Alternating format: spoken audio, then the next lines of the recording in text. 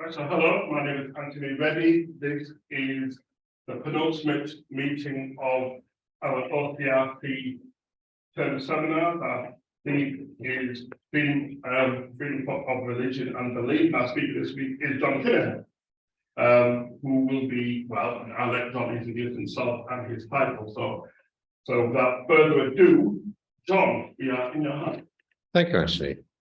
My name is John Kinahan. I work for Forum 18, which provides truthful, original, detailed, and accurate monitoring and analyses of the major and significant violations of the freedom of thought, conscience, and belief in Central Asia, Russia, Russian-occupied Ukraine, government-held Ukraine, the South Caucasus, particularly Azerbaijan, and Belarus.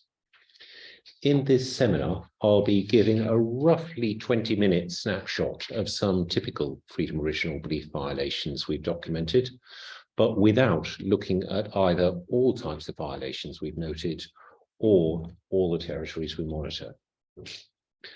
As various people have pointed out in this seminar series, understandings of what freedom of original belief actually is have developed over time, from the 6th century BC onwards. Indeed, as Sir Malcolm noted, it will be immensely helpful if, in line with the 1962 UN General Assembly resolution, a legally binding convention on the freedom of religion or belief were to be drafted and open for adoption. So I think it's worthwhile to briefly note two important points about freedom of original belief. FORB is. Please forgive me if I'm attempting to teach Granny to suck eggs. FORB is a freedom for all people, and it is mistaken to only consider FORB violations against single groups only, for example, Christians. No follower of any belief and no belief community lives in a kind of sealed box hermetically isolated from other human beings. As former UN Special Rapporteur on FORB Asma Jahangir, a Pakistani lawyer who, amongst other things, defended Christians accused of blasphemy, once commented, "When I am asked which community is persecuted most, I always reply, human beings." We should avoid assuming that a perpetrator's or target's beliefs are the motivation for FORB violations. They may be, but other factors may be at work. Former UN Special Rapporteur on FORB Heine Bielefeld has written that, I quote, "Freedom of original belief rightly has been termed a gateway to other freedoms, including freedom of expression and association, freedom of peaceful assembly. There can be no free religious community life without respect for those other freedoms, which are closely intertwined with the right to freedom of original belief itself. This is exactly what worries authoritarian governments and often causes them to curb freedom of original belief." So evidence-based, truthful, reliable, and detailed monitoring and analysis of FORB violations is the essential first step for addressing violations of FORB and indeed other human rights. As Sherlock Holmes is said to have told Dr. Watson, "It is a capital mistake to theorize before you have all the evidence. It biases the judgment." The dictatorships in the territories Forum 18 monitors target anyone they see as actually or potentially outside of their control, often claiming security, extremism, or terrorism to justify violating FORB and other freedoms. So it is vital to ask what exactly regime claims mean in concrete reality. For as human rights defender Václav Havel commented, "Because the regime is captive to its own lies, it must falsify everything, observing that it is a world of appearances trying to pass for reality." Azerbaijan, Kazakhstan, and Russia, for example, have all hosted meetings for foreign religious leaders which make extravagant claims of religious tolerance or state-controlled religious dialogue. Such meetings and their foreign guests promote state propaganda and never address the host's serious FORB and linked human rights violations. This idiotic junketing, as a Western ambassador to Kazakhstan described it to me, by foreign religious leaders is dangerous, for it tells regimes that human rights, the rule of law, and freedom are of no importance. For example, Kazakhstan's commitment to tolerance and dialogue may be judged by, among many other things, unelected President Tokayev's order in January last year to shoot to kill protesters without warning.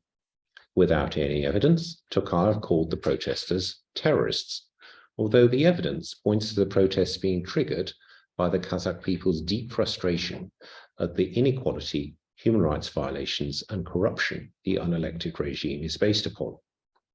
The Kazakhstan International Bureau for Human Rights and the Rule of Law found that at least 238 people were killed, including random passers-by, children, and peaceful protesters. Around 10,000 were detained, and a KIBHR survey of some of those detained found that 71% of those surveyed were tortured. Torture victims included children, persons with disabilities, civil activists, and foreign nationals. As the protests broke out, changes to the religion law came into force, which widened state religious censorship and make holding religious meetings away from state-registered places of worship more difficult. Officials repeatedly refused to tell Forum 18 why they were introduced. The latest restrictions are part of a wider context of increasing restrictions on all human rights. Unsurprisingly, there was no discussion of this at the regime's September 2022 so-called Congress of Leaders of World and Traditional Religions, where a Church of England bishop, who in October 2021 visited the regime's appointed parliament as it was passing the restrictions, described herself as honoured to read out the regime drafted final declaration. Among other things, this stated, "We thank the Republic of Kazakhstan and President Kassym-Jomart Tokayev for convening the Congress, for their humanitarian initiatives, and for their contribution to renewal and progress, peace and harmony." In Kazakhstan, all exercise of form without state permission, including sharing beliefs, is illegal. And even communities that have state permission to exist also need permission for where they hold their weekly meetings. In 2022, there were over 140 known prosecutions for offences such as hosting worship meetings, posting religious material online, sharing or selling religious literature and items, sharing faith, or praying in mosques in ways that the state-controlled Muslim board has banned, for example, by using the word Amen. In another example, a Baptist church in Oral, which refuses to seek state permission to exist, was raided. It was then fined. Officials regularly, without permission, record meetings for worship. One official telling Forum 18, "We go to mosques, churches. This isn't spying, this is monitoring, nothing more." The regime also jails Muslims for following and discussing Islam outside state-controlled structures. There are currently 10 known prisoners of conscience jailed for exercising freedom of religion or belief, all of them Muslim men. In the most recent known jailing, on the 20th of June 2022, Anatoly Zernachenko was jailed for 7 years for posting on social media Muslim texts which prosecutors without evidence claimed promoted terrorism. The judges allowed no questioning of the regime's expert, and the investigator and the prosecutors refused to discuss the case with Forum 18. His wife, Anna Tukova, told Forum 18, "We want to achieve justice. They fabricated the case against him for nothing." Many of the Muslim prisoners of conscience jailed for exercising their freedom of religion or belief have been tortured. In one example, prisoner of conscience Dadesh Majenov was tortured in 2019 for marking Eid al-Fitr and praying the namaz, Muslim daily prayers. An official insisted to Forum 18 that he hit his head on a wall, and the Labour camp head also insisted to Forum 18, "There aren't tortures here." In January 2022, camp officials broke Mazenov's jaw by beating him with truncheons. The Labour camp head refused to answer Forum 18's questions, claiming that it didn't happen before putting the phone down. Before Russia's renewed 2022 invasion of Ukraine, the most serious fault violations in Russia within its internationally recognized boundaries were criminal prosecutions and jailings of Jehovah's Witnesses, as well as Muslims who meet to study the works of theologian Said Nursi, both of which groups are associated with banned, allegedly extremist organizations. The activities being prosecuted are similar, including meetings in people's homes to pray and sing together, to study sacred texts, and to discuss shared beliefs. Typically, the first those targeted know of a case against them is early morning raids on their home by large numbers of armed FSB security service officers, Oman riot police, and possibly officers of other Russian agencies, including in one instance, the investigative department of the Russian Navy's Northern Fleet. Officials search homes, inspecting and seizing any religious literature, electronic devices, and money before taking some people away for interrogation.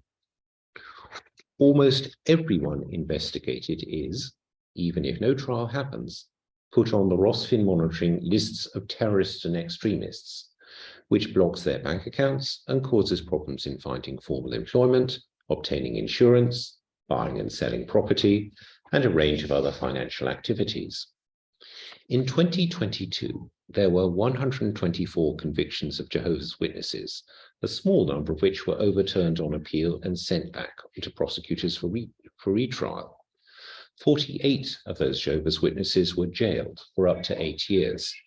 Similarly, 9 Muslims who met with others to study the works of theologian Said Nursi are on criminal trial on extremism charges in Dagestan and Moscow. Even after release, such prisoners face a range of continuing prosecutions and bans on activities, which can last for up to 8 years or so after release.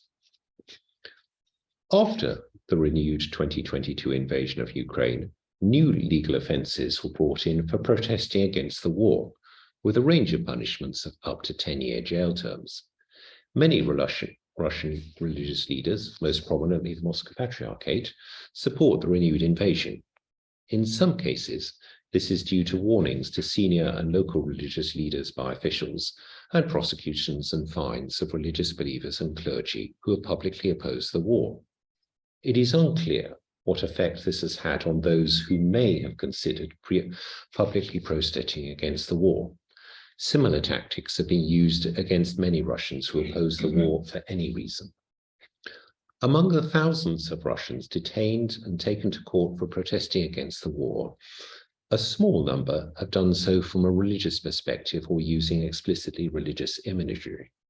For example, Orthodox priest Father Yohan Komarev has been in detention since June and is on trial for posting videos opposing the war. Daria Lebedeva, head of the Joint Court Press Service for St. Petersburg, told Forum 18 that Father Yohan must be held in detention as, I quote, if at liberty and not isolated from society, Komarev may continue his criminal activity, conceal himself from investigators and the court, destroy evidence, and otherwise interfere with the criminal proceedings. The renewed 2022 Russian invasion of Ukraine was preceded by the 2014 invasion and illegal annexation of the Crimean part of Ukraine's Donbass, of the Crimean Peninsula, and also where Russian-backed rebels also seized some eastern parts of Ukraine's Donbass province. Serious systemic violations of many human rights followed, including raids, fines, religious literature seizures, including a ban on an edition of the Gospel of John originally published in 1820, official surveillance, expulsions of invited foreign religious leaders, unilateral cancellation of property rental contracts, and obstructions to regaining Soviet confiscated places of worship. In Russian-occupied Crimea, there are currently 7 Crimean prisoners of conscience jailed for exercising freedom of religion or belief. All of them are Jehovah's Witnesses, and against international law, all of them have been taken from Crimea to serve their sentences inside Russia, inside its internationally recognized boundaries. In other Russian-occupied areas of Ukraine, Russian officials and soldiers have seized many religious leaders of a variety of religious communities. In most of these cases, it is unclear if they were targeted specifically for their exercise of the freedom of religion or belief, or because they are independent Ukrainian community leaders. 2 Ukrainian Greek Catholic priests seized in Berdyansk in late 2022 possibly remain in Russian detention, but it is unknown whether they are still alive. On the 16th of November, the 2 priests, Father Ivan Yevetsky and Father Bogdan Hilary, were seized by Russia's National Guard. Forum 18 has not been able to find out from occupation officials where Father Levetsky and Father Hilary have been held, what their state of health is, or indeed whether they have been released at an unknown location. On the 22nd of November, the Russian military seized businessman and Pentecostal deacon, 52-year-old Anatoly Prokopchuk, and his 19-year-old son Alexander, who lived in Novokravotcha in Kherson region. On the 26th of November, their shot and mutilated bodies were found in a nearby wood. They were buried by their families on the 29th of November. The Russian Kherson region Anti-Terrorism Center has refused to answer Forum 18's questions about the case, and the Russian Novokakova police have avoided answering the same questions. In Belarus, since large-scale protests against the August 2020 falsified presidential election began, Alexander Lukashenko's regime has been violently repressing protests and pressuring religious leaders to support it. The regime supporting Belarusian Orthodox Church, the largest religious community in the country, has removed senior bishops and lower clergy who are seen as disloyal to the regime.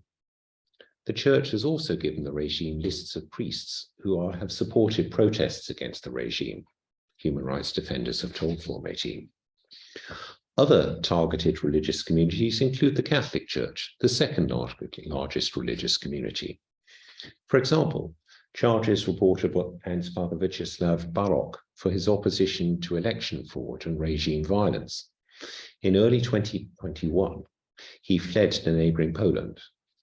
The public prosecutor, Alexander Kazakiewicz, claimed to Forum 18 on the 23rd of July that Father Barok was not given a copy of the official warning read to him as, quote, "The law specifies that such documents are not to be handed over." From February of last year, the regime's main focus for freedom of religion or belief and other human rights violations has been monitoring, threatening, and punishing religious leaders and people opposing Russia's renewed war against Ukraine and the Belarusian regime's role in this. For example, on the 3rd of March, Oman riot police with ordinary police in the capital Minsk detained 4 mothers of soldiers for attending prayers at the city's main Orthodox cathedral. They were among around 100 soldiers' mothers who attended regular evening prayers at the Holy Spirit Cathedral. Police refused to explain to Forum 18 why police were present in the first place, why they checked the identities of and photographed all participants in the service, why they detained and questioned the 4 women, and why they subsequently arrested 2 journalists who were present and then jailed them. Of 2 Catholic priests targeted in March in the northern Vitebsk region, Father Alexander Baran was given a 10-day jail term for displaying the red and white flag of Belarus associated with the opposition, as well as the Ukrainian flag. He commented after his arrest that they were already prepared for my arrest. There were piles of papers and other documents about me lying there. Police in Potyavsky and the regime's senior religious affairs official Alexander Rumak refused to discuss with Forum 18 why this happened. Priests of the regime supporting Moscow Patriarchate, Belarusian Orthodox Church, are also targeted. For example, Father Andrei Nozhdin was in April 2022 summoned by Grodno police for a preventative conversation after complaints from 2 informers who were not happy with his anti-war position and singing the hymn Mighty God which is associated with opposition to the regime. Both the regime and the head of the Belarusian Orthodox Church, Metropolitan Benyumin, have banned the singing of this hymn. They questioned me about my statements regarding Ukraine and why we sing Mighty God in the Church, Father Nozdrin told Forum 18. They even talked to my neighbors and friends, but they found no criminal wrongdoing. Grodno police then wrote to Father Nozdrin, warning him against extremist violations and crimes. Father Nozdrin pointed out that everyone knew that in his sermons and elsewhere, he always insisted that, quotes, a Christian cannot say that what's going on in Ukraine is good and should understand that killing is a sin. He maintains that he will continue to teach these Christian principles. Konstantin Smolyakov of Grodno Police, who signed the warning, did not answer his phone whenever Forum 18 called. On the 18th of May, Archbishop Anthony of Grodno dismissed Father Nozdrin from all his diocesan roles and transferred him away from Grodno to a small village. The regime sent a police unit to attend his farewell service.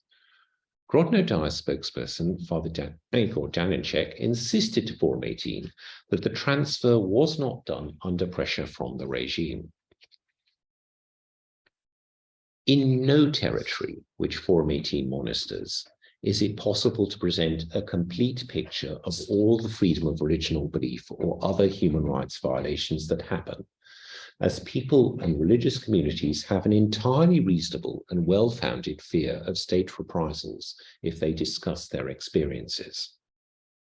That is in itself, I would suggest, a strong indication of the seriousness of the situation. The International Covenant of Civil and Political Rights states that, quotes, recognition of the inherent dignity and of the equal and inalienable rights of all members of the human family is the foundation of freedom, justice, and peace in the world, and that these rights derive from the inherent dignity of the human person. Current events remind us of these truths rather forcibly. Working out in concrete terms what practically can and should be done to defend the dignity of a human person is not easy. But this is the challenge and the opportunity which lays before us. Thank you for your attention, and I look forward to our discussion.